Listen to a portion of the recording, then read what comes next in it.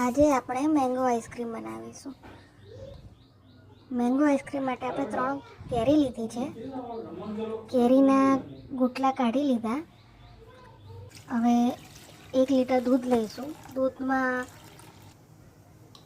અડધી વાટકી ખાંડ ઉમેરીશું અને 3-4 કેસરના કતરા ઉમેરીશું. દૂધને અડધું થાય ત્યાં સુધી ગરમ કરી લઈશું.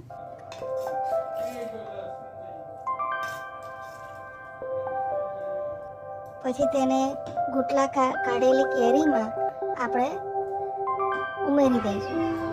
પછી ફ્રીજમાં 7 થી 8 કલાક માટે ઠંડી થવા દઈશું.